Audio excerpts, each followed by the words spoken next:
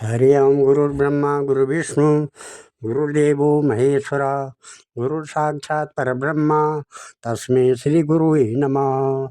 आदो देवकी देवगर्भजननम गोपी गृहे वर्धनम मायापूतन जीवतापहरणम गोवर्धनो धारणम कंसछेदन कौरवादिहननम कुंतीसुता पालनम एतत् श्रीमद्भागवतं पुराणकथितं श्रीकृष्णलीलामृतं निगमकल्पतरोर्गलितं फलं शुकमुखाद्रवयमृतसंयुतं पिबत भागवतं रसमालया मुहुरहो रसिका भुवि भावुका।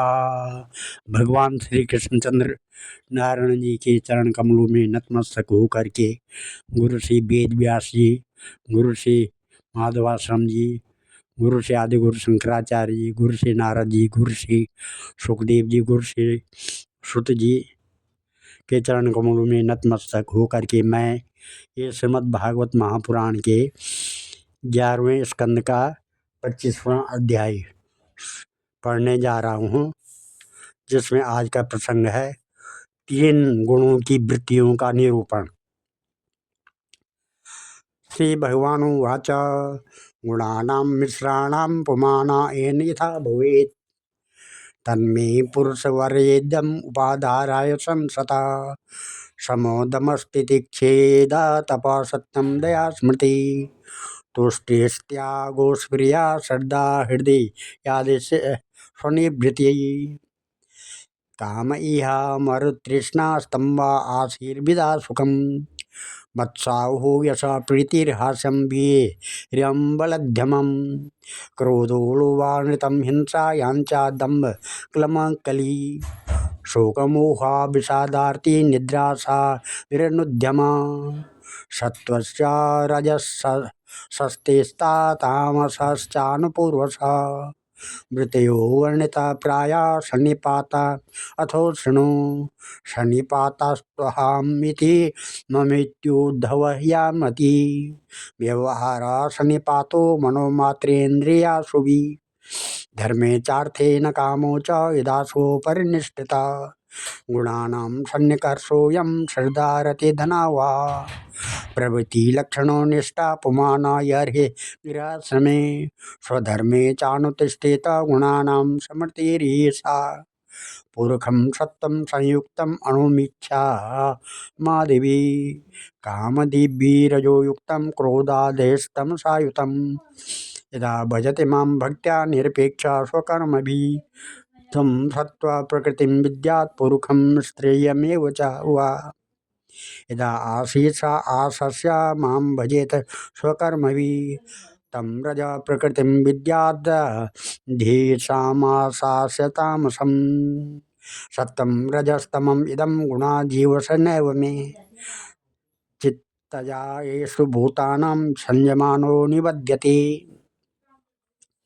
भगवान श्री कृष्ण 3 गुणों के बारे में कहते हैं कि पुरुष प्रवर उद्धव जी प्रत्येक व्यक्ति में अलग अलग गुणों का प्रकाश होता है।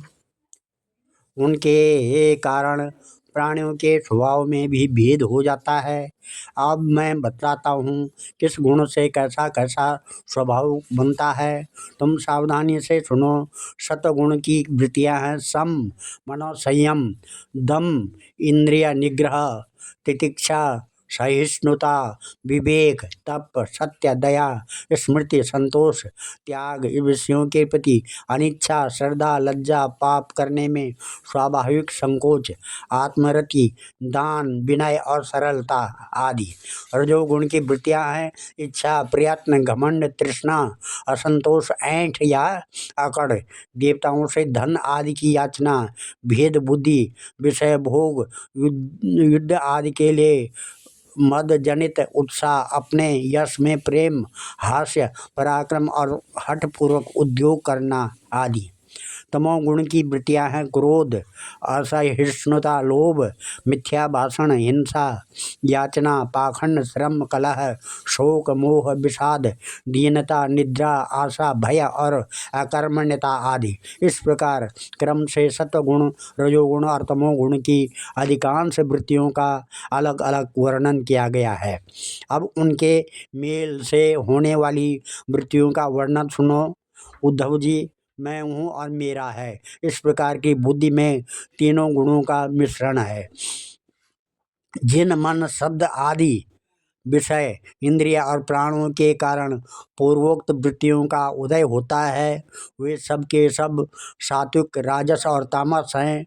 जब मनुष्य धर्म और अर्थ और काम में संलग्न रहता है, तब उसे सत्वगुण से श्रद्धा, रजोगुण से रति और तमोगुण से धन की प्राप्ति होती है। यह भी गुणों का मिश्रण ही है। जिस समय मनुष्य सकाम कर्म, गृहस्थ आश्रम और स्वधर्माचरण में अधिक प्रीति रखता है, उस समय भी उसमें तीनों गुणों का मेल ही समझना चाहिए। मानसिक शांति और जितेंद्रियता आदि गुणों से सत्वगुणी पुरुष की कामना, आदि से रजोगुणी पुरुष की, और क्रोध, हिंसा आदि से तमोगुणी पुरुष की पहचान करें। पुरुष हो चाहे स्त्री, जब यह निष्काम होकर अपने नैतिक नैमित्तिक कर्मों द्वारा मेरी आराधना करे, तब उसे सत्वगुणी जानना चाहिए। सकाम भाव से अपने कर्मों के द्वारा मेरा भजन पूजन करने वाला रजोगुणी है, और जो अपने शत्रु की मृत्यु आदि के लिए मेरा भजन पूजन करे, उसे तमोगुणी समझना चाहिए। सत्व, रज और तम, इन तीन गुणों का कारण जीव का चित्त है, उनसे मेरा कोई संबंध नहीं है। इन्हीं गुणों के द्वारा जीव शरीर अथवा धन आदि में आसक्त होकर बंधन में पड़ जाता है। ये दत्रोजे सत्वं भास्वरं विशदं शिवं, तदा सुखेन युज्येत धर्म ज्ञानादिभिः पुमान्।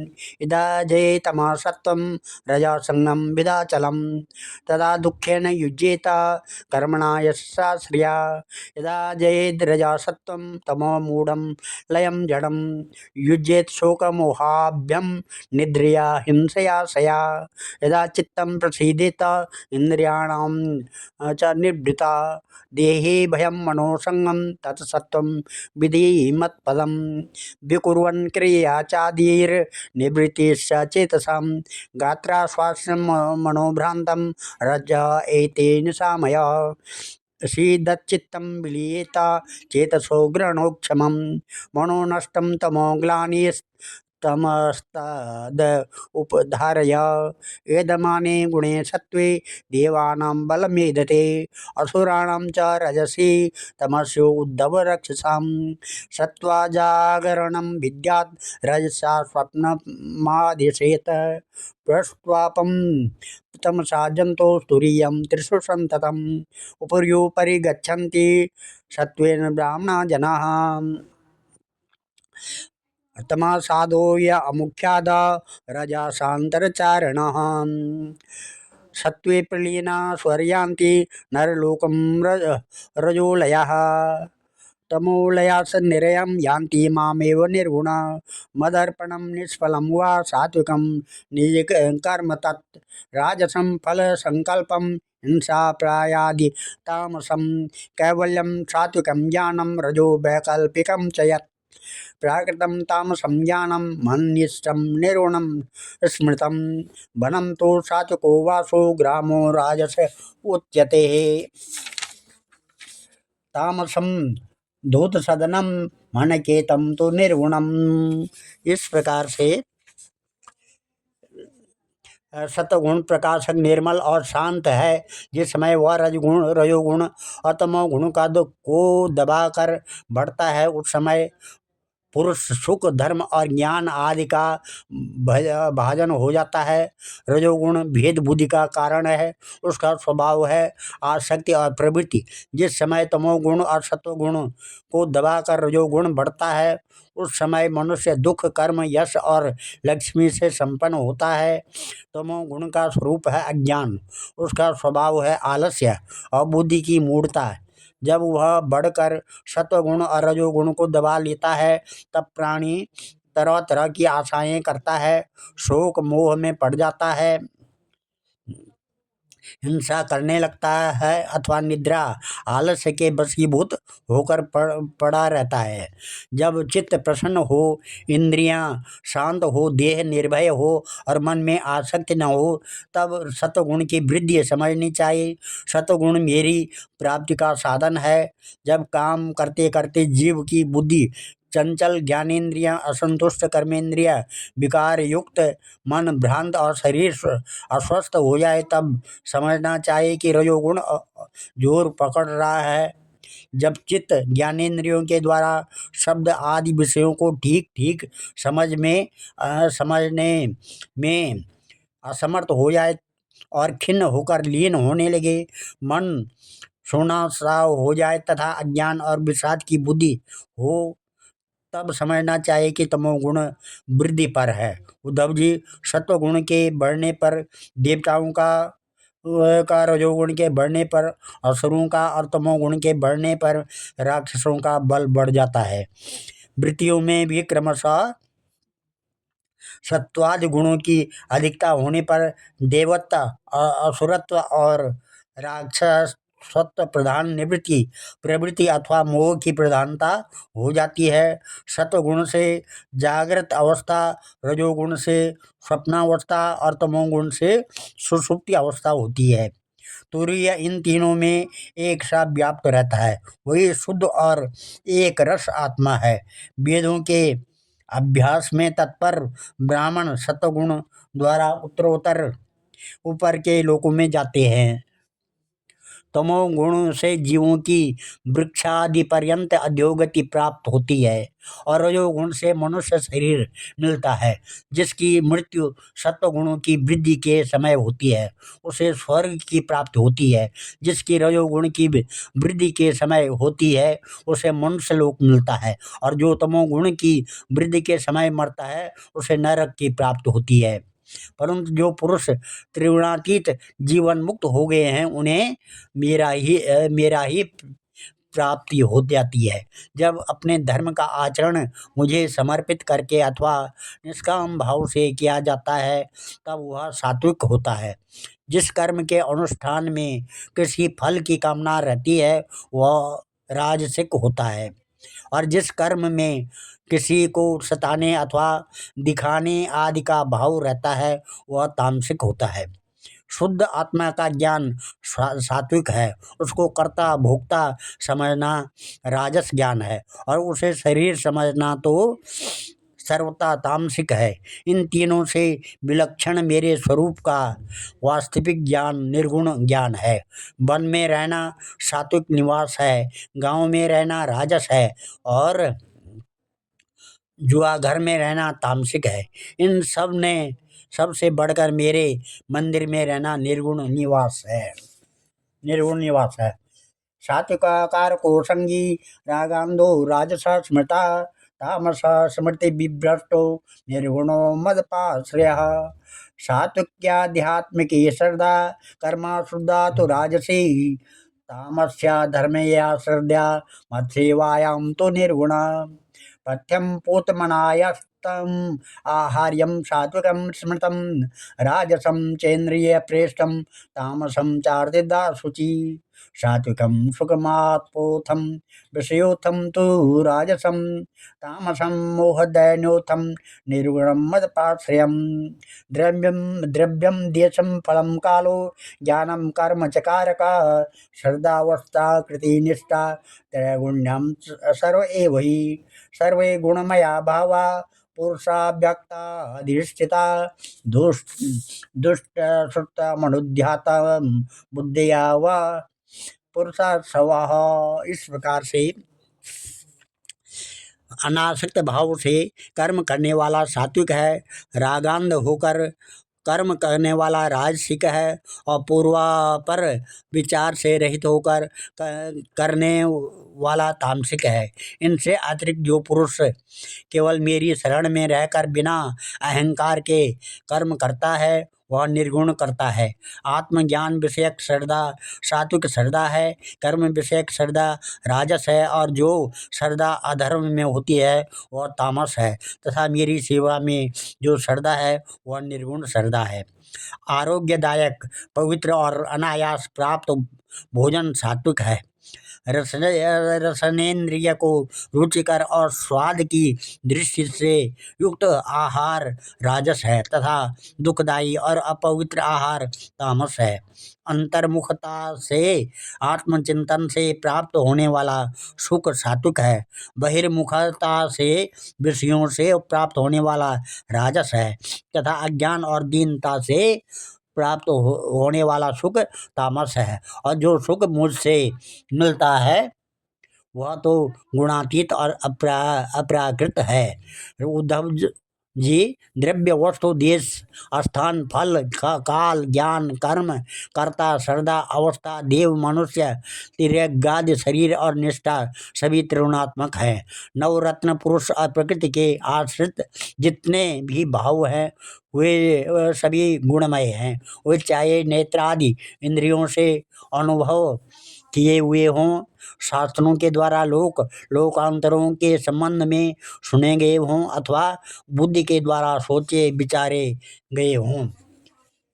हिता संशयतया पुंसो गुणकर्म निबंधना येने में निर्जता सौम्य गुणा जीवेन चित्तजा भक्ति योगेन मन्निष्ठो मद्भावाय प्रपद्यते तस्माद्ये इमं लब्ध्वा ज्ञान विज्ञान संभवम् गुण संगम विनिर्धूय माम भजन्तो विचक्षणा निसंगो माम भजेत विद्वान प्रमतो जितेन्द्रिय रजस्तमश्चा विजयेत सत्वं संसेवया मुनि सत्वं चा विजयेत युक्तो नैरपेक्षेण शांतधि संपद्यते गुणैर्मुक्तो जीवो जीवं विहाय माम जीवो जीव विनिर्मुक्तो गुणेश्चास्य संभवे मयैव ब्राह्मणा पूर्णो न बहिर्नान्तरश्चरेत।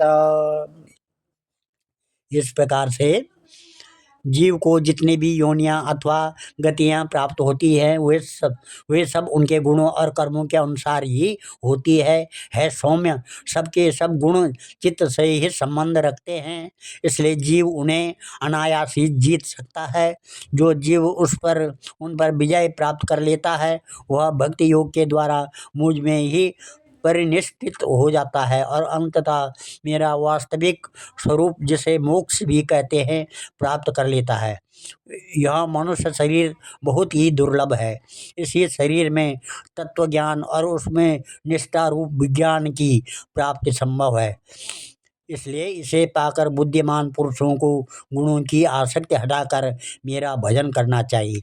विचारशील पुरुष को चाहिए कि बड़ी सावधानी से सत्व गुण के सेवन से रजोगुण और तमोगुण को जीत लें, इंद्रियों को वश में कर लें और मेरे स्वरूप को समझकर मेरे भजन में लग जाए। आसक्ति को लेश मात्र भी न रहने दे। योग मुक्ति से चित्त वृत्तियों को शांत करके निरपेक्षता के द्वारा सत्व गुण पर भी विजय प्राप्त कर ले। इस प्रकार गुणों से मुक्त होकर जीव अपने जीव भाव को छोड़ देता है और मुझसे एक हो जाता है। जीव लिंग शरीर स्वरूप अपनी उपाधि जीवत्स से तथा अंतःकरण में उदय होने वाली सत्वादि गुणों की वृत्तियों से मुक्त होकर मुझ ब्रह्म की अनुभूति से एकत्व दर्शन से पूर्ण हो जाता है। वह फिर बाह्य अथवा आंतरिक किसी भी विषय में नहीं जाता है। आज इस अध्याय को यहीं पर समाप्त करते हैं और कथा को यहीं पर विराम देते हैं। कल 26वां अध्याय पुरुरवा की वैरायोक्ति की कथा आएगी। पुरुरवा की वैरायोक्ति की कथा।